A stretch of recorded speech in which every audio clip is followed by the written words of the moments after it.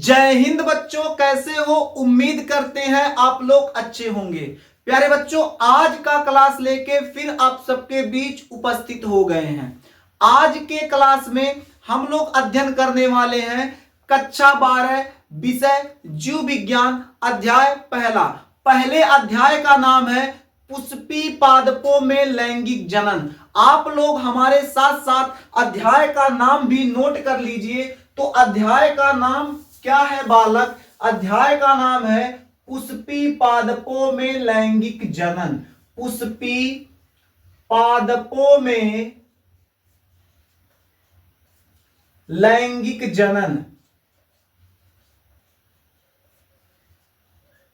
पुष्पी पादपों में लैंगिक जनन। पुष्पी पादपों में लैंगिक जनन जो आपका पहला अध्याय है। पहले अध्याय का नाम क्या है? पुष्पी पादपों में लैंगिक जनन, sexual reproduction. Sexual reproduction in flowering plant.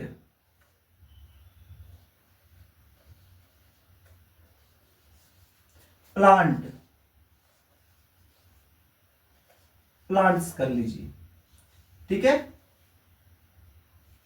तो sexual reproduction in flowering plant, Pushpi पादपों में लैंगिक जनन। सबसे पहले आप हेडिंग कर लीजिए परिचय। परिचय,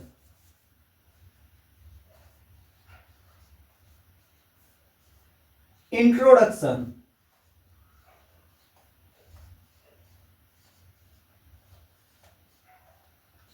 अगर बात करें पुष्पी पादपों में लैंगिक जनन की, तो इसका परिचय सबसे पहले समझते हैं। परिचय क्या होने वाला है? हमारी जो ये पृथ्वी है, इस पृथ्वी पर विभिन्न प्राकृतिक संपदाएं उपस्थित हैं, जैसे पहाड़, झरने, नदी, तालाब, झाड़ियां, जंगल। इसके साथ साथ कुछ पुष्पी पादप, कुछ नहीं अत्यधिक मात्रा में है पुष्पी पादप।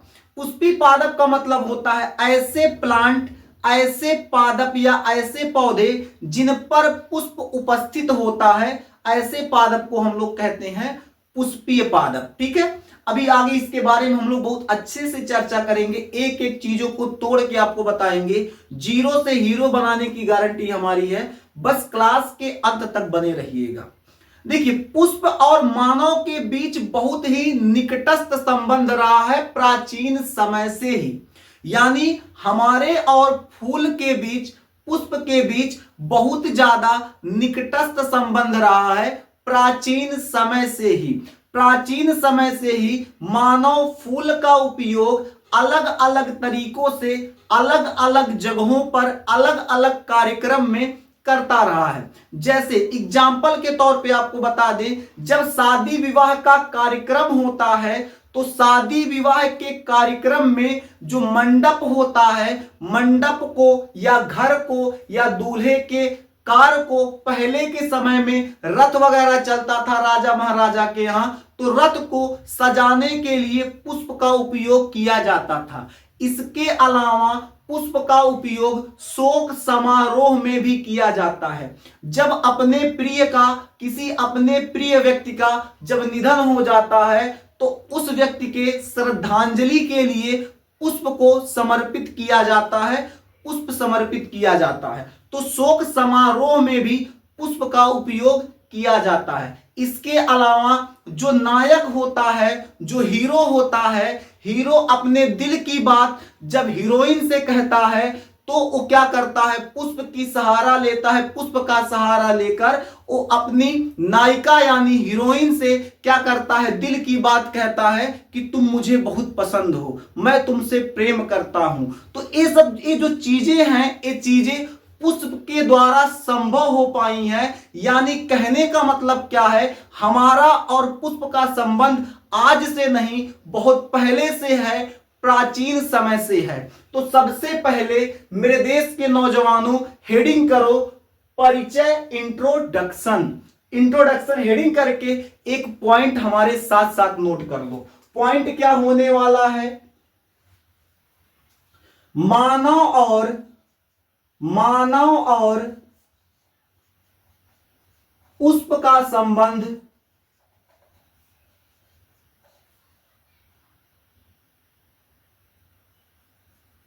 मानव और पुष्प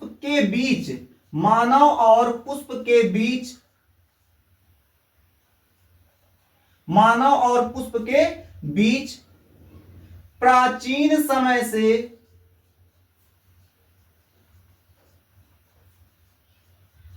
निकटस्थ संबंध रहा है।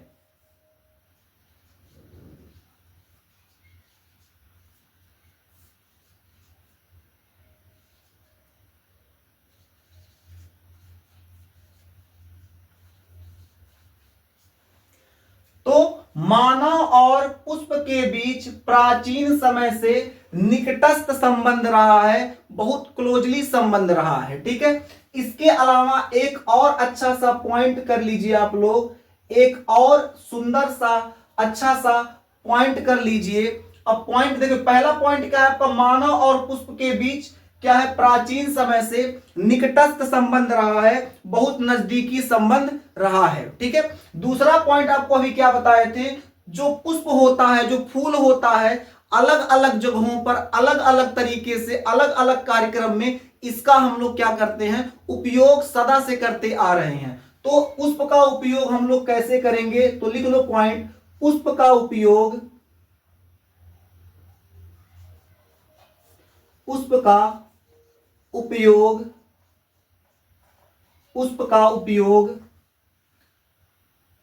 शादी कामा शोक समारोह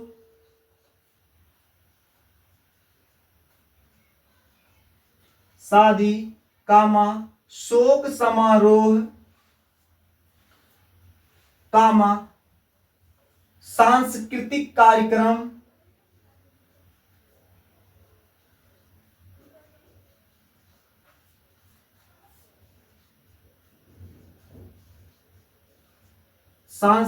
कार्यक्रम पुष्प का उपयोग शादी कामा शोक समारोह कामा सांस्कृतिक कार्यक्रम कामा प्रेम प्रस्तुत आदि के रूप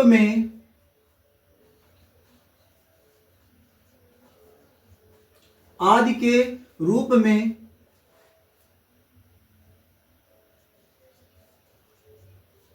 किया जाता है। यानी पुष्प का उपयोग शादी के समय, शोक समारोह, सांस्कृतिक कार्यक्रम, माफ कीजिएगा यह सांस्कृतिक कार्यक्रम, प्रेम प्रेम को प्रस्तुत करने आदि से संबंधित चीजों के लिए इसका उपयोग किया जा रहा है। अब एक लाजवाब चीज आपको बताते हैं, देखिए, अगर कोई पादप है, अगर कोई प्लांट है, उस प्लांट में पुष्प उपस्थित है, बहुत ध्यान से समझिएगा, अगर कोई प्लांट है, अगर कोई पादप है, उस पादप में पुष्प उपस्थित है, तो ऐसे पादप को आवृतबीजी पादप कहते हैं। क्या कहते हैं, आवृतबीजी पादप। तो यदि, इस पॉइंट को भी लिख लीजिए, यदि किसी पादप में, या ऐसे लिखते हैं इसको, जिन पादपों में पुष्प उपस्थित होता है,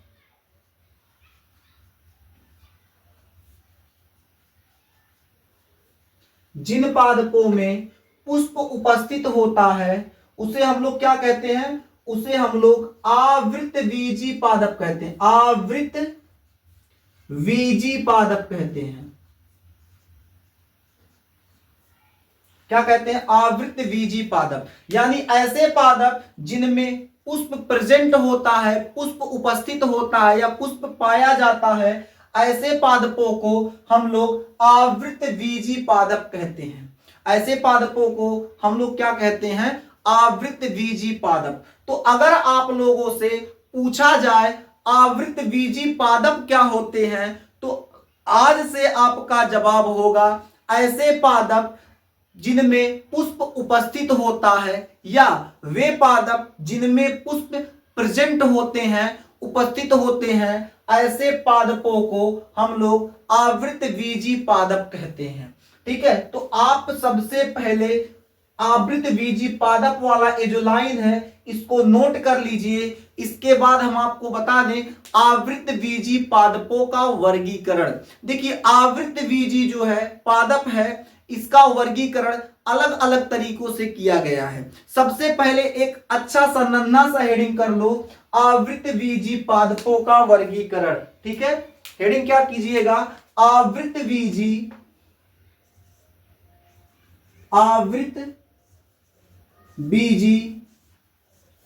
पादपों का वर्गीकरण।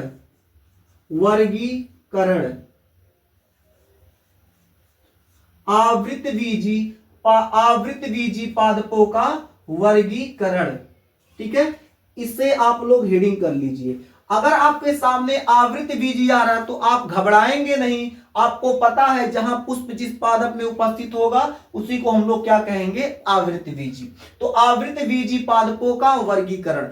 आवृतबीजी पादपों का जो वर्गीकरण है सबसे पहले इसके जीवन काल के आधार पर करते हैं।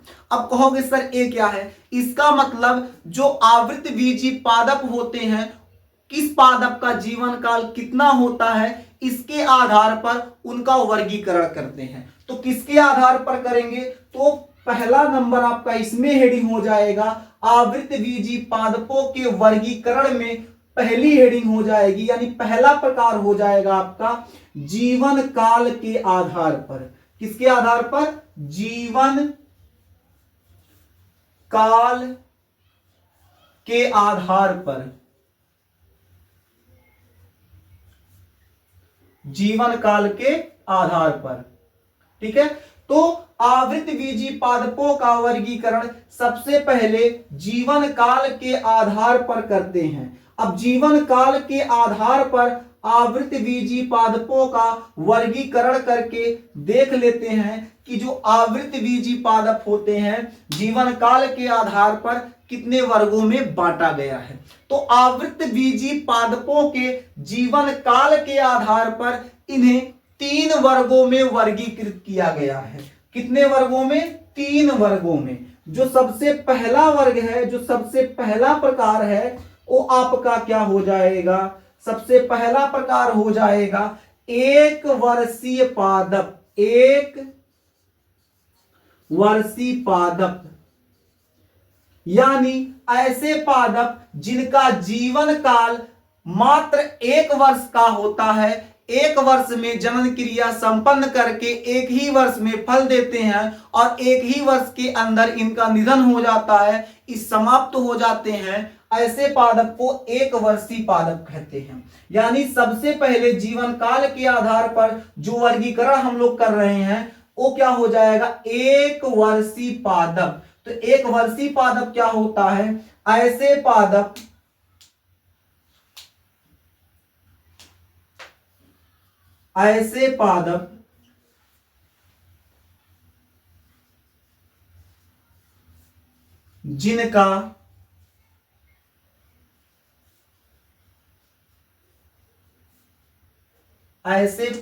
जिनका जीवन काल मात्र 1 वर्ष का होता है। ऐसे पादप जिनका जीवन काल मात्र 1 वर्ष का होता है 1 वर्षीय पादप कहलाते हैं। तो याद रहेगा, ऐसे पादप जिनका जीवन काल मात्र 1 वर्ष का होता है ऐसे पादप 1 वर्षीय पादप कहलाते हैं। अब इसमें 1 वर्षीय पादप में कौन हो जाएगा? तो हो जाएगा 1 वर्षीय पादप में हो जाएगा आपका गेहूं, धान, चना, मटर, तिलहन, सरसों, कई पादप हो जाएंगे, आदि कर लेंगे। तो आप इसमें लिखेंगे क्या? 1 वर्षीय पादप के उदाहरण में लिख लीजिए आप लोग। क्या लिखेंगे 1 वर्षीय पादप में? धान, गेहूं, सरसों, मटर, तिलहन आदि। चना भी लिख लीजिए, कोई दिक्कत नहीं। तो एक वर्षीय पादप समझ गए। ऐसे पादप जिनका जीवन काल कितना होता है, मात्र 1 वर्ष का होता है, ऐसे पादप को एक वर्षीय पादप कहते हैं। अब हम लोग बात करेंगे द्विवर्षीय पादप की। किसकी? द्विवर्षीय पादप।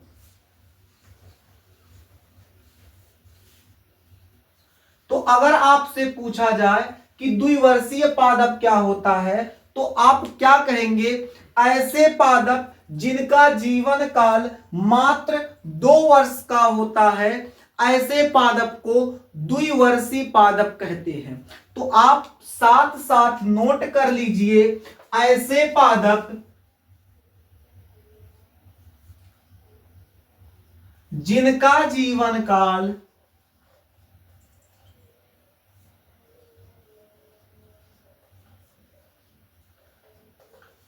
मात्र 2 वर्ष का होता है, मात्र 2 वर्ष का होता है, ऐसे पादपों को द्विवर्षीय पादप कहते हैं। ऐसे पादप कौन से हो जाएंगे? तो ऐसे पादप आपके हो जाएंगे गाजर। गाजर जो होता है द्विवर्षीय पादप होता है। अब कहोगे सर कैसे? तो पहले एग्जांपल आप लोग लिख लो, फिर आपको समझाते हैं कैसे। देखिए गाजर जो होता है,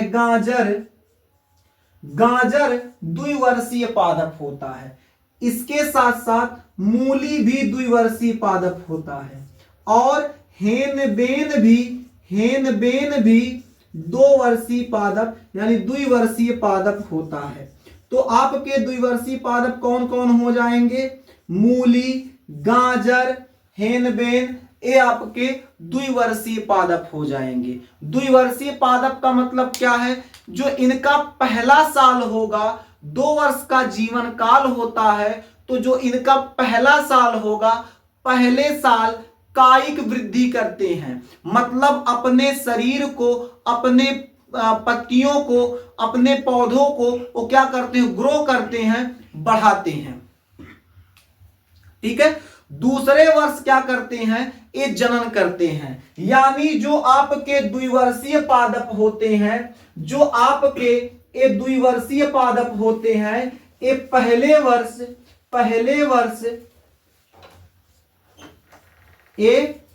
वर्ष क्या करते हैं? कायिक वृद्धि करते हैं, कायिक वृद्धि करते हैं। पहले वर्ष क्या करते हैं?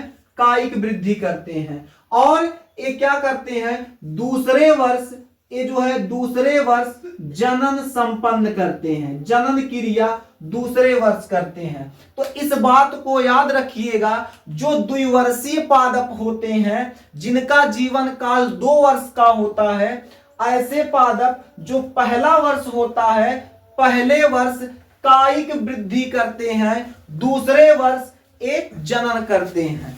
अब आप लोग हेडिंग करो बहुवर्षीय पादप,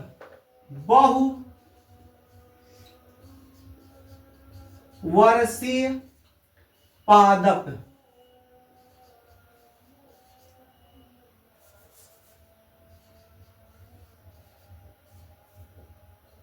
बहुवर्षीय पादप। अब बात करेंगे बहुवर्षीय पादप की। तो बहुवर्षीय पादप क्या होता है? ऐसे पादप जिनका जीवन काल 2 वर्ष से अधिक का होता है। 2 वर्ष से अधिक का मतलब है इनका जीवन काल 3 साल भी हो सकता है, 4 साल भी हो सकता है, 5 साल भी हो सकता है, 50 साल भी हो सकता है, 100 साल भी हो सकता है। मतलब 2 वर्ष से इनका जीवन काल अधिक होगा। तो इसको भी नोट आप लोग कर लो। ऐसे पादप जिनका जीवन काल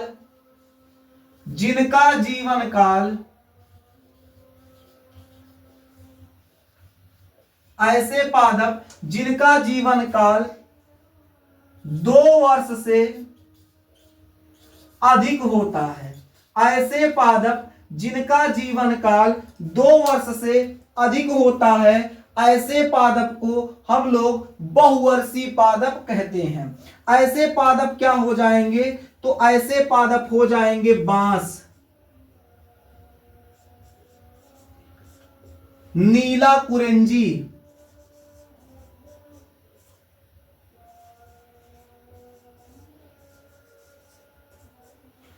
हो जाएगा आपका बांस, नीला कुरेंजी। नीला कुरेंजी के बाद आपका हो जाएगा आम। आम भी एक बहुवर्षीय पादप होता है। इसके अलावा अमरूद आदि कर लीजिए। तो आप लोग क्या समझे कि जो आवृत बीजीय पादप होते हैं, जीवन काल के आधार पर जब इनका वर्गीकरण किया गया तो क्या देखा गया, ये क्या होते हैं, 3 प्रकार से वर्गीकृत हुए। पहला, एक वर्षीय पादप, ऐसा पादप जिनका जीवन काल 1 वर्ष का होता है, ऐसे पादप को एक वर्षीय पादप कहते हैं। धान, गेहूं, सरसों, मटर, ठीक है। उसके बाद हम लोग देखेंगे द्विवर्षीय पादप, आपका गाजर, मूली, हेनबेन हो जाएगा। बहुवर्षीय पादप में आपके हो जाएंगे बांस, नीला कुरेंजी, आम, अमरूद, महुआ, ये सब आ जाएंगे आपके बहुवर्षीय पादप में। आप एक बार इतना नोट कर लीजिए, फिर आपको इससे आगे बता दिया जाए। पहले इतना आप लोग एक बार नोट कर लीजिए।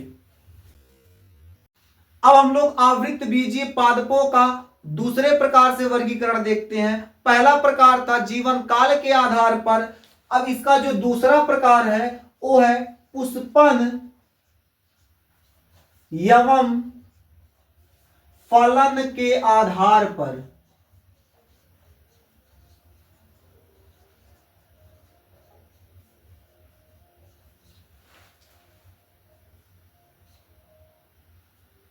पुष्पन एवं फलन के आधार पर आवृत बीजीय पादपों का वर्गीकरण। तो पुष्पन एवं फलन के आधार पर। अब कहोगे सर ये पुष्पन एवं फलन क्या है? जीवन काल का मतलब हम लोग समझ गए कि उनका आयु कितना है, लेकिन ये पुष्पन और फलन क्या है? देखिए, पुष्पन का मतलब होता है पुष्प लगना, फलन का मतलब होता है फल लगना। मतलब इसमें हम लोग उसका पुष्प कब लग रहा है, फल कितना दे रहे हैं, उसके आधार पर हम लोग इसका क्या करेंगे, वर्गीकरण करेंगे। ठीक है, कि पादप जो है वो पादप जो पुष्पीय पादप है यानी आवृत बीजीय जो पादप हैं, वो पादप अपने जीवन के दौरान कब पुष्प दे रहे हैं और कब फल दे रहे हैं, कितनी बार दे रहे हैं, उसके आधार पर इनका वर्गीकरण हम लोग अब देखने वाले हैं। तो पुष्पन एवं फलन के आधार पर ये 2 प्रकार के होते हैं। पहला आपका हो जाएगा एक फलनी पादप, एक फलनी पादप, और इसका जो दूसरा प्रकार हो जाएगा बहुफलनी, बहुफलनी पादप।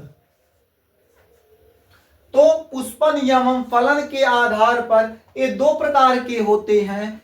पहला हो जाएगा एक फलनीय पादप, दूसरा हो जाएगा बहुफलनीय पादप। एक फलनीय पादप का मतलब क्या होता है? ऐसे पादप जो अपने जीवन काल के दौरान केवल एक बार फल निर्माण करते हैं, ऐसे पादप को एक फलनी पादप कहते हैं। कहने का मतलब क्या है, ये जो एक फलनी पादप के अंतर्गत आएंगे, वो पादप अपने पूरे जीवन के दौरान मात्र एक बार ही फल निर्माण करेंगे। तो ऐसे पादप जो अपने पूरे जीवन के दौरान मात्र एक बार ही फल निर्माण करते हैं, ऐसे पादप को एक फलनी पादप कहेंगे। तो यहां लिख लीजिए, वे पादप जो अपने पूरे जीवन काल के दौरान, वे पादप जो अपने पूरे जीवन काल में, पूरे जीवन काल में एक बार एक बार फल निर्माण करते हैं, एक बार फल निर्माण करते हैं, एक फलनी पादप कहलाते हैं। क्या कहलाते हैं? एक फलनी पादप कहलाते हैं। यानी ऐसे पादप जो अपने पूरे जीवन के दौरान केवल एक बार फल निर्माण करते हैं, एक फलनी पादप कहलाते हैं। और तब बहुफलनी पादप क्या होगा? ऐसे पादप जो अपने पूरे जीवन में बार बार फल निर्माण करते हैं, ऐसे पादप को बहुफलनी पादप कहते हैं। ये पादप अपने जीवन के दौरान एक से अधिक बार फल निर्माण करते हैं। तो इसका भी डिफिनेशन लिख लीजिए। वे पादप जो अपने पूरे जीवन के दौरान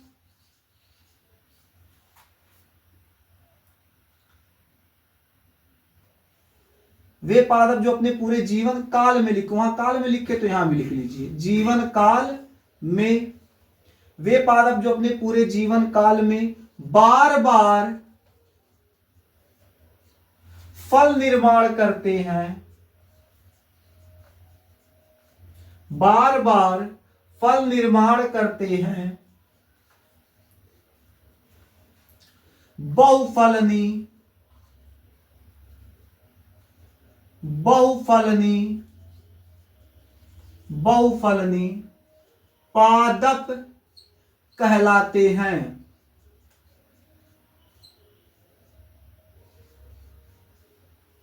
बहुफलनी पादप कहलाते हैं। ठीक है, तो अब एक फलनी पादप बहुफलनी पादप आप समझ गए होंगे, लेकिन मन में प्रश्न उठ रहा होगा, सर एक फलनी पादप का एक आध एग्जाम्पल भी दे दीजिए, उदाहरण भी। तो आइए एक फलनी पादप का एग्जाम्पल देखते हैं। देखिए, उदाहरण की अगर बात करें तो एक फलनी पादप में क्या आ जाएगा? एक फलनी पादप में समस्त एक वर्षीय एवं द्विवर्षीय जो पादप होते हैं, एक वर्षीय अभी इससे पहले ही पढ़ाए थे, एक वर्षीय और द्विवर्षीय जो पादप होते हैं, ये समस्त पादप, उसके अंतर्गत जितने भी पादप आएंगे सब एक फलनी हो जाएंगे। तो एक फलनी में क्या हो जाएंगे? एक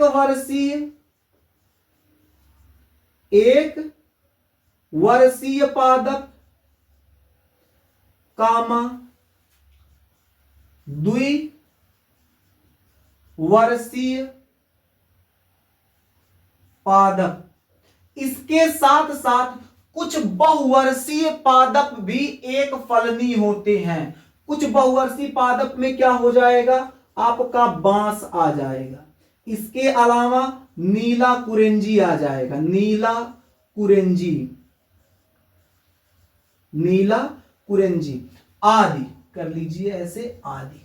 ठीक, अगर बात करें बहुफलनी की, तो बहुफलनी में क्या आ जाएगा? बहुफलनी में आ जाएगा अधिकांश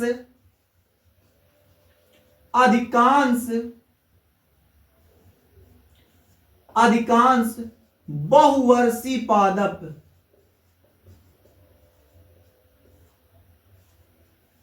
अब कहोगे सर अधिकांश बहुवर्षीय पादप, इसका मतलब क्या? इसका मतलब ये है ज्यादा से ज्यादा बहुवर्षीय पादप, लेकिन सभी बहुवर्षीय पादप आपके बहुफलनी नहीं होते। बहुवर्षीय पादपों में कुछ ऐसे पादप होते हैं जो एक फलनी होते हैं। अब बहुवर्षीय में ऐसे कौन से पादप हैं? तो आपके सामने यहां है बांस और नीला कुरेंजी, ये आपके बहुवर्षीय पादप होते हैं। ठीक है, बहुवर्षीय पादप होने के बावजूद भी ये एक फलनी होते हैं। मतलब ये अपने पूरे जीवन के दौरान केवल एक बार पुष्प और फल का निर्माण करते हैं। उम्मीद करते हैं ये पूरा बात समझ में आ गया होगा। अगर समझ में आ गया है तो मेरे देश के नौजवानों एक क्या करो, एक छोटा सा नोट लिखो, NOTE नोट लिखो। नोट क्या होगा, नोट होगा बालक एक कि समस्त एक वर्षीय तथा द्विवर्षीय पादप एक फलनी होते हैं, परंतु समस्त बहुवर्षीय पादप एक फलनी नहीं होते, इसमें से कुछ एक फलनी भी होते हैं। यही जो आपको डिफरेंस यहां उदाहरण में दिखाए हैं उसी को नोट करके लिखना है। तो नोट में क्या लिखेंगे, समस्त एक वर्षीय पादप तथा द्विवर्षीय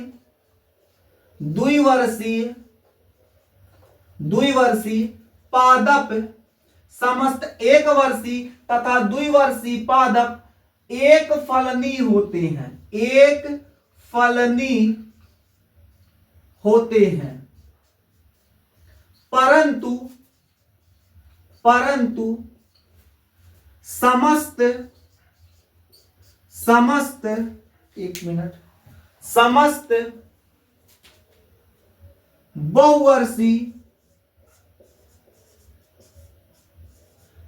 बहुवर्षीय पादप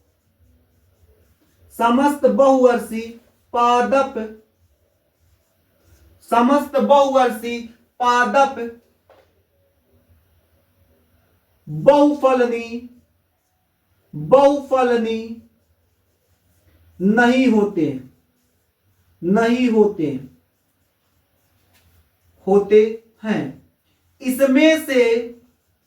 इसमें से कुछ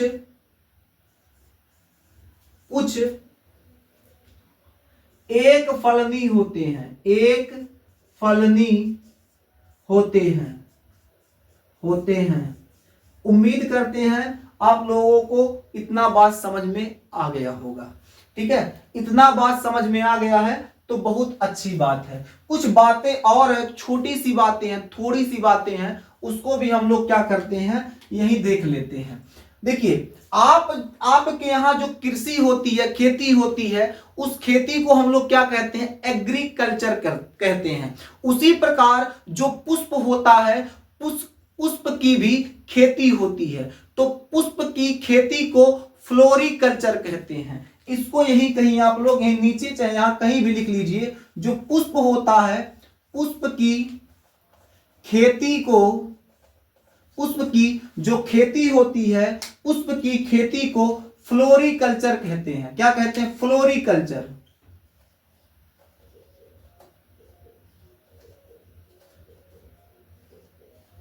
पुष्प की खेती को फ्लोरिकल्चर कहते हैं। और जो पुष्प का अध्ययन होता है, इसको भी लिख लीजिए, पुष्प का अध्ययन जो होता है उसको हम लोग क्या कहते हैं, एंथोलॉजी कहते हैं। पुष्प के अध्ययन को एंथोलॉजी कहते हैं। पुष्प के अध्ययन को एंथोलॉजी कहते हैं। यानी जो पुष्प की खेती होती है उसको फ्लोरिकल्चर बोला जाता है, पुष्प का अध्ययन एंथोलॉजी बोला जाता है। तो आपको ये पूरा क्लास कैसा लगा, कमेंट में अपना राय जरूर दीजिएगा। फिर मिलेंगे आपसे अगले क्लास में, तब तक के लिए जय हिंद।